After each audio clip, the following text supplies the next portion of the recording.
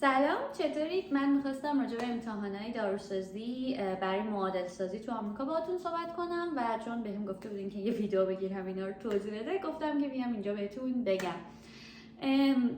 برای اینکه بتونین امتحانا رو بدین، یعنی امتحانات معادل سازی رو بدین که بتونین به عنوان داروساز کار کنین و لایسنس آمریکا رو داشته باشید، باید 4 تا امتحان مهم بدید که اولیش تافله و تافل خیلی مهمه. من خیلی ها رو میشناسم که زبانشون هم خوبه ولی مثلا 16-17 بار امتحان دادن یا مثلا حالا 5-6 بار امتحان دادن تا بتونن اون نمره‌ای که NABP میخواد رو بگیرن. در همین تافل خیلی مهمه و تافل بیرون آمریکا هم قبول ندارن. اینکه حالا توی ایران تافل داده باشید بعد با اون نمره بیاید و بگید من نمره خوبی گرفتم، اصلا براشون مهم نیست و میگن که بعد تافل رو همینجا بدی و سنترهای ایران رو که مخصوصا قبول ندارن ولی کلا سنترهای جای دیگر رو قبول ندارن. برای تافل نمره توتالتون اصلا مهم نیستش، نمره هر تسک مهمه. برای سپیکینگ باید 26، برای رایتینگ 24 و برای ریدینگ و لیسنینگ باید 22 فکر میکنم بیارید. من خودم مجبور شدم 2 بار بدم چون دفعه اول رایتینگ هم فکر میکنم که 24 نشد و 23 شد و من خیلی هم عجله داشتم چون که داشتم به ددلاین FPG نزدیک می شدم و تا نمره تافلت نرسه اون یکی رو نمیتونی امتحان بدی. کلا برای تافل 1 ماه خوندم و انگلیسیم بد نیست، یعنی اونقدر برای من سخت نبود، ولی خب از سپیکینگ خیلی میترسیدم چون 26 سپیکینگ واقعا سخت آوردنش. و اینو بهتون بگم که اگر که آروم و آهسته صحبت کنین و جمله و کلمه هاتون کم باشه نمره رو نمیگیرین. برای همین حتی اگه میتونین تون هی کلمه های بیشتری استفاده کنین که دایره لغتتون رو نشون بدین و اگه دیدین توش غلط دارین نگران نشین چون توی اسپیکینگ بیشتر این مهمه که تو بتونی هی حرف بزنی و حالا اینطوری که من شنیدم، شاید درست نمیدونم، ولی توی رایتینگ بیشتر گرامر مهمه. برای همین توی اسپیکینگ سعی کنید که هی وکبل جدید استفاده کنید و دایره لغتیتون خیلی زیاد نشون بدین چون اول AI سعی میکنه، بعد آدم سعی میکنه و AI کلمه ها رو میشماره که ببینه حالا چند تا کلمه شما صحبت کردید. اینطوری به من گفتن، من نمیدونم ولی به نظر که اینطوری میومد چون من دفعه دوم که امتحان دادم خیلی حرف زدم، دفعه اول خیلی آهسته داشتم صحبت میکردم که نتونستم توی وقتم کنم. دفعه دوم که امتحان دادم همینجوری تون مثلا 2 هفته بعدش امتحان دادم تون حرف زدم 27 گرفتم. بعد خیلی تافل مهمه و خیلی ها توی تافل گیر میکنن. بعد از اینکه تافل رو قبول شدید، اینم بهتون بگم که وقتی که مدارکتون رو برای ECE میفرستین، که من راجع به اینا باید یه ویدیوی جدا بگم که چیا رو از ایران بیارین، دانشنامه، ویزا نمرات و که گود استندینگ از وزارت بهداشت لازم دارید و همه اینا رو چجوری بفرستید چون خیلی سر این دچار مشکل میشن، هی برگشت میخوره و اینا رو باید براتون توی یه ویدیوی دیگه بگم، اینجا جا نمیشه. حالا خلاصه شما مدارکتون رو میفرستین به ECE اول، بعد ECE مدارکتون رو میفرسته به NABP و NABP اون مدارک رو که داره ثبت میکنه که شما نمره تافلتون هم بفرستین، یعنی از خود ETS براشون میره. بعد نمره تافلتون که میاد و دیگه حالا قبول شدین، دوباره اینجا بعد حدود 8 هفته بهشون وقت بدین تا بررسیتون کنن که به FPGA برسین و بتونین رجیستر بشین. برای همین حواستون به این تایمینگا باشه. مثلا واسه من خیلی مرزی رد شد و من اصلا فکر نمی‌کردم به FPGA برسم.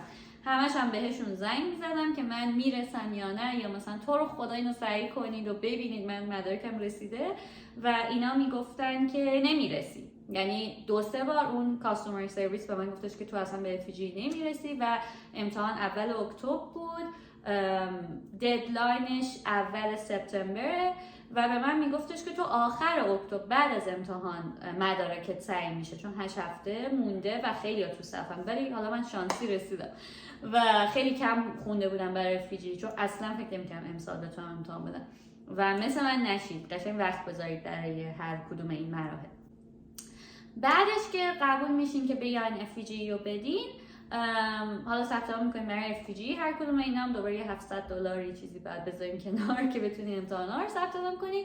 حالا راجع به FPGA بهتون بگم. FPGA یه امتحانیه که مثل امتحان 180 واحدی بچهای ایرانه، یعنی یه امتحان کلیه شبیه علوم پایه است ولی خب تخصصیه دیگه، مثل علوم پایه مثلا عمومیات توش نیست.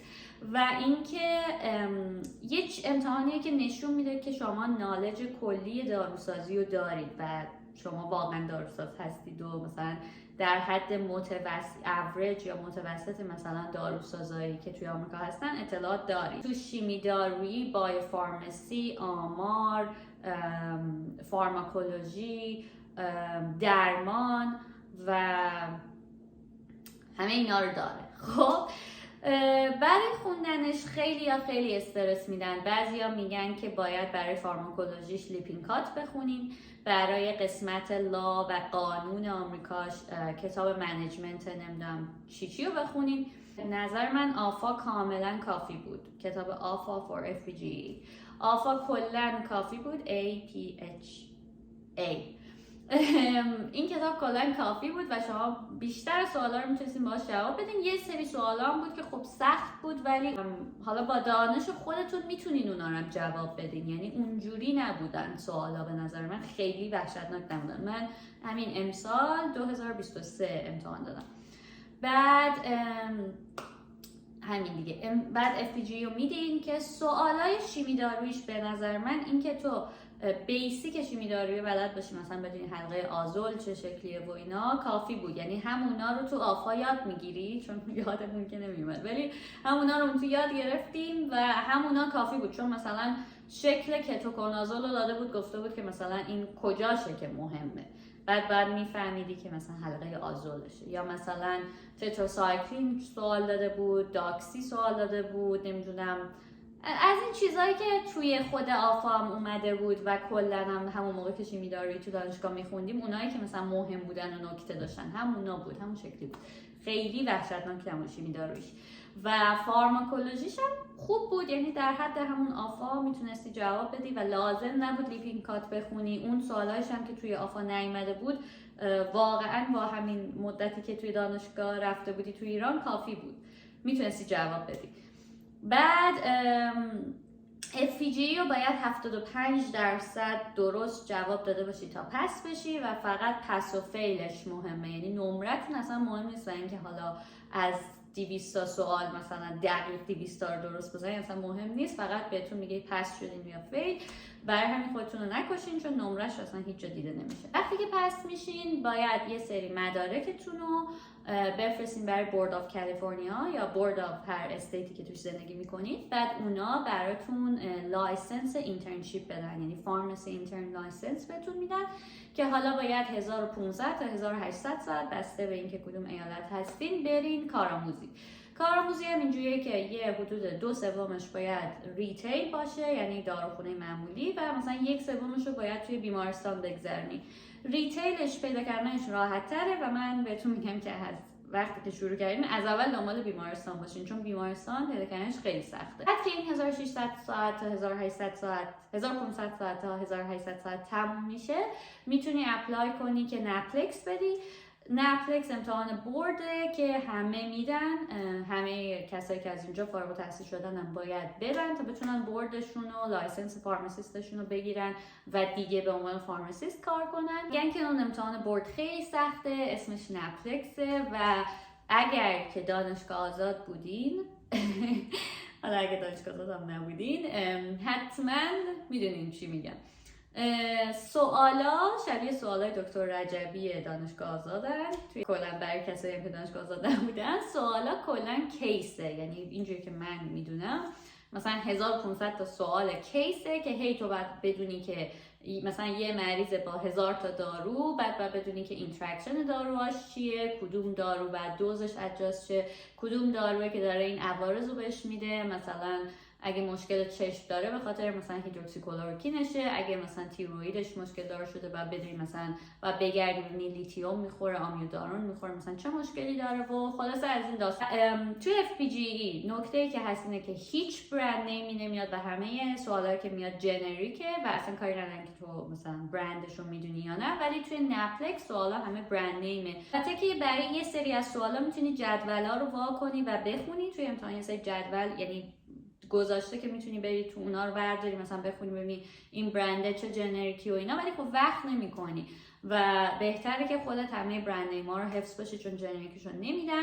ولی توی اون 1800 ساعت یعنی حدود 1 سالی که کارآموز بودی دیگه همه رو بلدی و دیدی و حفظی و نگرانش نباشین، از الان اصلا نترسین چون واقعا نیازی نیستش که حفظ کنین. بعد از اونم که یه امتحان کوچیک‌تر میدین، بسته به هر ایالتی که هستین اون امتحان فرق داره و امتحان قانونه، یعنی قانون هر ایالت و داستانهای داروهای کنترل اونا رو چجوری میتونین دیسپنس کنین و اینا. که اینم بگم که خب ما داروی کنترل تو ایران نداشتیم، یعنی چیزی نداشتیم که زیر نظر مثلا کنترل باشه و این فرق داشته باشه، ولی اینجا مثلا بنزودیازپینا، آمفتامین، مورفین و اینجور داروها همشون کنترل مدیکیشنن و قوانین خاص خودشون و قوانین فدرال خودشون دارن که اونا خیلی مهمه و توی اون امتحان ایالت میاد. که حالا مثلا من چون کالیفرنیا هم باید CPJE بدم، مثلا شما هر جای دیگه که باشین مثلا MPJE میدی، مثلا میشیگان باشی یا مثلا هر چی فرق میکنه.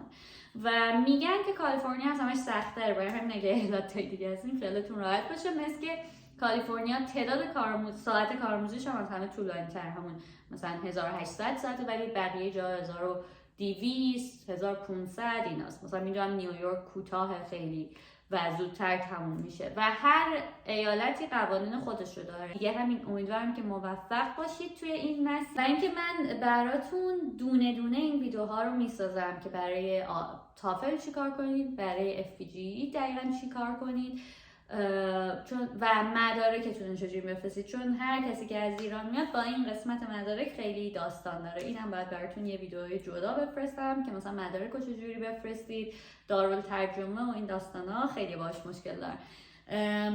و همین ویدیوهای دیگه هم سری میذارم. امیدوارم که موفق باشید، امتحاناتون رو خوب بدید، مسیر سختیه، همه با همیم. مرسی که تا همینجا بودید. خدافظ.